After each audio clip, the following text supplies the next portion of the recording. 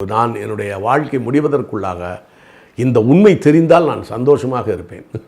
ஜோதிடத்தின் பரிணாம வளர்ச்சி ஏஎல்பி ஜோதிடம். ஏஎல்பியில் படிங்க, உங்க வாழ்க்கை உங்க கையில. ஸ்ரீபோகரின் சுகாலியா ரோமட்டாய்டு ஆர்த்தரைட்டிஸ், சொரியாட்டிக் ஆர்த்தரைட்டிஸ், சொரியாசிஸ் முழுமையாக குணமாகிறது. தொடர்புக்கு 9994724123. ஐயா, ஆண்களுக்கு மூலம் நட்சத்திரம் இருந்தால் எப்படி இருக்கும்? அதை பற்றி விரிவான விளக்கம் சொல்லுங்கள். அதாவது ஆணி மூலம் அரசாளும் அப்படின்னு தான் உண்மையானது. ஆண் மூலம் அரசாலும், பெண் மூலம் நிர்மூலம்னு சொல்லிட்டாங்க. அது அல்ல. ஆணி மூலம் அரசாலும், அதாவது ஆணி மாதத்தில் மூல நட்சத்திரத்தில் பிறந்தவர்கள் அவர்கள் அரசாளுவார்கள். இதெல்லாம் சும்மா ஜென்ரலாக சொல்கிறது. பரணியில் பிறந்தால் தரணி ஆளுவான்பாங்க. தரணியெல்லாம் ஆளுவான்னு சொன்னால் ஒரு மிகப்பெரிய அம்பானியா மாதிரி ஆளணும். இல்லைன்னா தெருவாக அவன் சுற்றிக்கிட்டு இருக்கிறதும் தரணி ஆளுவான்னு சொல்லலாம்ல. அவன் பணத்துக்காகவும் அதுக்காகவும் அலையிறான், வேலை தேடி அலையிறான்னா அதுவும் சொல்லலாம். இது அப்படியெல்லாம் இல்லை. ஆனால் ஜோதிடம் என்பது முழுக்க முழுக்க உண்மை என்பது மட்டும் உண்மை. அதில் சந்தேகம் கிடையாது. ஜோசியத்தை நன்றாக அறிந்து கொள்ள நீங்கள் வைத்திருக்கிற புத்தகத்தை பற்றி கூறுங்கள். எந்த புத்தகங்களை படிக்க வேண்டும் என்பதை தெரிவித்தால் மிகவும் நன்றாக இருக்கும். புத்தகங்கள் இல்லைங்க, நிறைய புத்தகம் இருக்குங்க. அது அனுபவம் தாங்க காரணம். சின்ன பிள்ளையிலேருந்து அனுபவம். நீங்கள் நான் எப்படின்னு கேட்டிங்கன்னா, நான் ஒரு சின்ன பிள்ளையினுடைய 11 வயதில் எங்கள் அத்தை இறந்ததுலேருந்து, என் ஃப்ரெண்ட்ஸுகள் இறந்ததுலேருந்து எல்லாத்துலேயுமே இப்போ நான் ஒரு இடத்துல இருந்தேன். எங்கள் வீட்டுக்கு முன்னால் ஒருத்தர் மோட்டர் சைக்கிள் அடிபட்டு இறந்து போயிட்டார். மேலூர் பக்கத்தில் அவர் ஊர். உடனே அவங்க வீட்டுக்கு போயிட்டேன். எனக்கு அவங்களுக்கு பழக்கமே இல்லை. நான் அப்போ தான் அவங்க புதுசாக குடி வந்திருந்தாங்க 2 வருஷத்துக்கு முன்னால். புருஷன் செத்து போயிட்டார். அது சின்ன பொண்ணு. அந்த அம்மாவுக்கு ஒரு 35 வயசு தான் இருக்கும். அது 2 பிள்ளைங்க வேறு. மோட்டர் சைக்கிள் அடிபட்டு இறந்தால் நான் போய் மெதுவாக எல்லாம் தூக்கமெல்லாம் விசாரிச்சுட்டு அவங்க எப்போ பிறந்தாங்க என்னென்னு நட்சத்திரம்லாம் தெரிஞ்சுட்டு வந்தேன். கரெக்டாக இருக்குது அவர் இறந்தது. அதே மாதிரி யார் ஹாஸ்பிட்டல் போகிறாங்களோ அவங்களுடைய எல்லாத்தையும் போய் பார்த்துட்டு பக்கத்து வார்டுக்கும் போய் பார்ப்பேன். என் தம்பி ஒரு தடவை ஒரு ஹாஸ்பிட்டலில் அட்மிட் ஆனது அப்போலோவில். அப்போ தான் ஜெயலலிதா அம்மாவுக்காக விரலை வெட்டிக்கிட்ட ஒரு அவரை போய் பார்த்தேன். ஒவ்வொருத்தரையும் போய் பக்கத்தில் எல்லார் பெட்டையும் போய் பார்ப்பேன். என் தம்பி பார்க்குறது மட்டுமல்ல, எல்லாத்தையும் பார்த்து அந்த நட்சத்திரங்களை எல்லாம் தெரிந்து கொள்வேன். இப்படி நிறைய ஆய்வுகள் செய்திருக்கிறேன். திடீரென்று அகால மரணம் அடைவது, கல்யாணம் பண்ணி ஏன் பிள்ளை இல்லாமல் இருக்குது, திடீர்னு எப்படி கல்யாணம் ஆகுது, 10 நாளில் ஒரு கல்யாணம் நடந்துச்சு. நான் பார்த்தேன். திடீர்னு வர்றாங்க 10 நாளில் ஒரு கல்யாணம். எப்படின்னா, ஒரு தாம்பரத்துக்கு பக்கத்தில் ஒரு இடத்துக்கு ஒரு கல்யாண மண்டபம் இருக்குது. என் ஃப்ரெண்டு வெளியே வர்றாரு. அங்கேருந்து 4 பேர் வராங்க. சார் என்ன சார் இங்கேயா இருக்கீங்கிறாங்க. ஆமாங்க அப்படின்னு. வாங்க இல்லை பொம்பளைங்கெல்லாம் கொஞ்சம் ஒரு தண்ணி குடிச்சிட்டு கொஞ்சம் இது பண்ணிட்டு போகலான்னு பார்த்தாங்க. பாத்ரூம் போயிட்டோன்னு சொல்லி ஒரு வீட்டில் ஒன்று பாத்ரூம்லாம் விட்டு தண்ணி கொடுக்குறது பொண்ணு வருது. பொண்ணை பார்க்குறாங்க. என்ன இந்த பொண்ணு உங்களுக்கு ஒரு பொண்ணு இருக்கா? தெரியாது எங்களுக்கு. நாங்கள் பொண்ணை தான் தேடிக்கிட்டு இருக்கோம். அப்புறம் இதெல்லாம் விசாரிச்சுருக்காங்க, குலம் கோத்திரமெல்லாம் விசாரிச்சோன்னா, ஆஹா இது தானே தேடிக்கிட்டு இருக்கோம் நாங்கள், பருத்தி புடவையாக காய்ச்ச மாதிரி இருக்கேன்ட்டு உடனே கல்யாணம் ஃபிக்ஸ் பண்ணி 10 நாளில் கல்யாணம். லண்டன் புறப்பட்டு அந்த பொண்ணு. அப்போ எந்த அளவுக்கு ஒரு ஜாதகம், அதே ஜாதகத்தெல்லாம் வாங்கி பார்த்தேன் நான். இந்த மாதிரியான கல்யாணம் குழந்தை இல்லாதவர்கள், கல்யாணமே ஆகாதவர்கள், அப்புறம் பரம்பரையெல்லாம் பார்ப்பேன். இந்த பரம்பரையில் என்ன இருக்குன்னு. இதெல்லாம் பெரிய ஆய்வு. வெள்ளை மனதோடு நம்ம சொல்லுகின்றது நான் சொல்லுவது உண்மைதான் அப்படின்னு இல்லை. நான் பிடிச்ச மேலுக்கு 3 கால்னு நான் வாதிட விரும்பவே இல்லை. இன்னொன்று சொல்லுகிறேன். இந்த நான் என்னுடைய வாழ்க்கை முடிவதற்குள்ளாக இந்த உண்மை தெரிந்தால் நான் சந்தோஷமாக இருப்பேன். ஏன்னா இது உண்மை, அது சந்தேகமே இல்லை. ஏன்னா எவ்வளோ பேரை பார்த்துட்டேன். நம்ம முருகேசன் ஒரு ஜோதிடர் இருக்கார். அவர்கிட்ட என்கிட்ட வேலை செய்கிற ஒரு பொண்ணு, அது குக்கு, ஒரு சமையல் பண்ணுறாங்க ஒரு அம்மா. அந்த அம்மாவோடைய அக்கா பையன் ஓடி போயிட்டான். வீட்டை விட்டு ஓடி போயிட்டான். ஒரு 3-4 மாதம் தேடுறாங்க, வரல. நேராக போய் இந்த மாதிரி ஜோதிடர் நான் சொன்னேன், முருகேசன் இருக்கார் மதுரை வாயில், அவர் போய் பார்க்க சொல்லுன்னு சொல்லி என் குக்குக்கிட்ட சொன்னேன். அக்கா குக்கு இவங்கெல்லாம் சரி போகிறாங்க. மொத்தமாக ஒரு 5-6 பேர் போனவொடனே முருகேசன் ஜாதகம், அந்த பையன் ஜாதகத்தை பார்க்குறாரு. பார்த்தோன்னே என்ன சொல்கிறாருன்னா, இந்த பையன் ஓடி போயிருப்பானே, 3 மாதம் ஆகிருக்குமே அப்படிங்கிறாப்புல. எப்படி சொல்ல முடியும்? எதுவுமே இல்லை, சாதாரண ஜாதகம் தான் கொடுக்குறாங்க. அதுக்கப்புறம் இவங்க வீட்டில் பிறந்த பிள்ளைகள 2 பிள்ளைங்க தற்கொலை பண்ணிட்டு செத்துருக்குமே, அது ஆச்சரியம். வாயடைச்சு போயிட்டாங்க. எப்படி சொல்ல முடியும்? நான் என்ன சொல்கிறேன், கடந்த காலத்தை சொல்லுவதை எப்படி சொல்ல முடியும்? கடந்த காலத்தை சொல்லுவதே ஆச்சரியமாக இருக்குது. அப்புறம் எதிர்காலத்தை எப்படி சொல்ல முடியும்?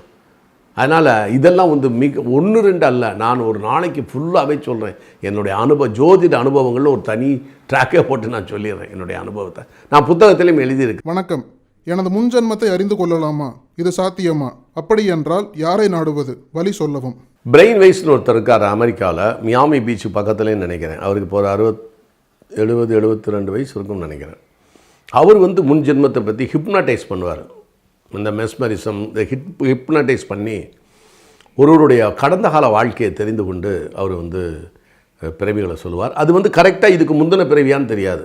திடீர்னு 38வது பிறவி போகும், இந்த பிறவி எத்தனை பிறவின்னு தெரியாது. அது மாதிரி அவர் நிறைய நிரூபிச்சிருக்கார், புஸ்தகமே நிறையா போட்டிருக்கார். அதை வாங்கி படிக்கலாம் நீங்கள். அது தமிழாக்கம் வந்திருக்கா என்னன்னு தெரியல, அதெல்லாம் தமிழாக்கம் பண்ணணும். அது நல்லாயிருக்கும். அந்த இது ஒரு அம்மா ஒன்று இருக்காங்க அமெரிக்காவில், ஒரு லேடி. அவங்களும் வந்து நம்மலாம் கட்டம் வச்சு சதுரமாக வச்சு போடுறோம் அது இதில். அவர் என்னன்னா ஒரு குளோபு மாதிரி ஒன்று உருண்டையாக வச்சுக்கிட்டு ஜாதகத்தை வட்டமாக வச்சுக்கிட்டு ஜாதகம் போடுறாங்க. அந்த அம்மா போனவனை கூட எல்லாத்தையும் சொல்லிடுவாங்களாம், போன பிறவியை கூட சொல்லுவாங்களாம். இந்த ஏடில் வந்து போன பிறவியை நீங்கள் படிக்கலாம். நீங்கள் சில இடங்களில் வந்து பார்த்திங்கன்னா ஜோதிடத்தில் வந்து பிரிவு ஔஷத காண்டம்னு ஒன்று இருக்குது, அப்புறம் வந்து போன பிறவி இருக்குது, இந்த மாதிரிலாம் இருக்குது. ஔஷத காண்டம்னா இந்த மருத்துவ குணம். இப்போ என்கிட்ட என்ன வியாதி இருக்கோ அதை மருத்துவத்தில் மூலிகைகளில் என்ன பண்ணலாம், அந்த மருத்துவ குணம் நம்ம இப்படி இருக்கிறதுக்கு போன பிறவியில் நம்ம செஞ்ச என்னென்ன செயல்கள் அதோடைய ரியாக்ஷன் தான் இதுங்கிற மாதிரி சொல்லுவாங்க. அதை வந்து நீங்கள் போய் பார்க்கலாம், பிரெயின் வைஸையும் பார்க்கலாம், ஏடு ஜோதிடத்துலையும் பார்க்கலாம். அதில் என்ன ஆச்சரியம் அப்படின்னு கேட்டால், என்னுடைய ஃப்ரெண்டு ஒருத்தருக்கு வந்து பாம்பேலேருந்து வந்தார். அவரை கூட்டிகிட்டு போய் நான் காரைக்குடியில் பார்த்தேன். பார்த்தப்போ ஆச்சரியமாக இருந்துச்சு. அவர் சொன்னது வீட்டில் அவங்க மனைவி, அவங்க ஃப்ரெண்டு, அவங்க மகன் எல்லாத்தையும் வந்து போன பிறவி விஷயங்களை சொன்னாங்க. போன பிறவி விஷயங்களை சொன்னானோலே அது அப்படியே இந்த பிறவியில் இவருக்கு இருக்கிறது. அது ரொம்ப ஆச்சரியமான விஷயம். அவர் ரொம்ப அதிசயப்பட்டு போனார் அந்த பாம்பேலேருந்து வந்தவர். ஐயா, கர்ப்பிணி பெண்கள் எவ்வகையான புத்தகத்தை படிக்கலாம்? கர்ப்பிணி பெண்கள் உண்மையிலே படிக்க வேண்டிய ஒரே புஸ்தகம் திருக்குறள் தான்.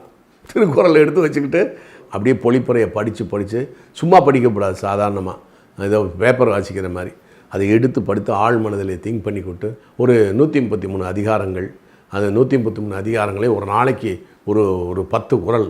133 அதிகாரங்களுக்கு எவ்வளோ நாள்? 133 நாள் தானே. அவங்க கர்ப்பகாலம் 278 நாள், அதான் மேக்ஸிமம். இந்த 278 நாளைக்கு இந்த 1330 குறளை அவங்க சிந்திச்சு படித்தாலே போதும், பிள்ளை நல்லா வரும். அதனால தான் பாலமுரளி கிருஷ்ணாவை சொன்னேன், அவங்க அம்மா வீணை வாசித்து அவரை பெரிய கர்நாடிக் சிங்கர் ஆக்குனாங்க. இந்த பதிவில் நீங்கள் குறிப்பிட்ட கீரோ மாதிரியான ஒரு மனிதர் நம்ம தமிழ்நாட்டில் இருக்காரா? நான் 68 மெட்ராஸ் வந்தப்போ பார்த்தீங்கன்னா எல்லாம் ஜார்ஜ் டவுன்லாம் போனீங்கன்னா நிறையா இருக்கும். ட்ரிப்ளிங் எல்லாம் அப்படியே ரோடு பூராமே அந்த கைரேகை பார்த்துக்கிட்டு இருப்பாங்க. அப்போ எல்லாம் இப்போ என்னன்னு தெரியல, அது காணும். இந்த 50 ஆண்டுகளில் கொஞ்சம் கொஞ்சமாக குறைஞ்சிக்கிட்டே வந்துருச்சு. நான் பார்த்த அளவில் நான் ஏற்கனவே சொல்லியிருக்கேன், எங்கள் ஊரில் நான் பார்த்து எனக்கு கைரேகை பார்த்து ஒரு பையன் சொன்னான். அப்புறம் அதே மாதிரி ஒரு மிகப்பெரிய ஒரு ஆள், ஒரு 65-70 வயசு இருக்கும், அவர் வந்து சொன்னார், ரொம்ப கரெக்டாக சொன்னார். மறுபடி நீ ஒரு பெண்ணை சித்தியை காமிச்சதுக்கு தாய்க்கு தலைக்கண்ணி, நீ வாழாமல் இருப்ப, உனக்கு 2 பொண்ணு ஒரு பையன், இதெல்லாம் ரொம்ப சரியாக சொன்னார். சமீபத்தில் ஒரு பிள்ளை அவங்க தங்கச்சிக்கு சொன்னார், சமீபத்தில் ஒரு பிள்ளை சிங்கப்பல்லோட பிறந்திருக்கும்னார், அது ஆண்மகன், அது கூட சொன்னார். இந்த மாதிரி நிறைய விஷயங்கள் நான் கைரேகையில் பார்த்தா ரொம்ப அதிசயப்பட்டிருக்கிறேன் நான். அது மாதிரி எனக்கு என் கையை பார்த்துட்டு கூட ஒருத்தர் சொன்னார், அவர் வந்து பாலஜோதிடர்னு பேர், அந்த இதில் கமல் சார் ஆஃபீஸுக்கு பின்னால், அதாவது கேபி சுந்தராம்பாள் அவங்க வீட்டுக்கு பக்கத்தில் இருந்துச்சு, ஆழ்வார்பேட்டு. அவர் என் கையை பார்த்தோன்னு சொல்லி, சதுர புஷ்ப கையா அது அப்படின்னார். செவ்வாய்க்கிழமை பிறந்தீங்களான்னார். எப்படி சார் சொன்னீங்கன்னு. கையிலே மொத்தம் 7 கை தான் இருக்கான், 7 வடிவம், 7 நாட்களுக்கு. ரொம்ப ஆச்சரியமாக இருந்துச்சு எனக்கு. சதுர புஷ்ப கைன்னா செவ்வாய்க்கிழமை பிறந்தீங்க சார். இப்போ ஒவ்வொரு கிழமையும் பிறக்கிறதுக்கே ஒரு கை இருக்குது அப்படின்னா பாருங்களேன், ரொம்ப ஆச்சரியமாக இருக்குது. அப்போ 2 நாள் கழித்து நம்ம பிறந்தோம்னா, செவ்வாய்க்கிழமை பிறந்த புதன் வியாழன் பிறந்ததுன்னா வியாழக்கிழமைக்குரிய கையில் வந்திருக்கோம். அப்போ ஒவ்வொரு நாளும் ஒவ்வொரு மணி நேரமும் நம்முடைய உடல் உறுப்புகள் மாறிக்கொண்டே இருக்கிறது என்று தானே அர்த்தம். ஆச்சரியமாக இருக்கிறது. இப்போ இல்லை அவங்களாம்.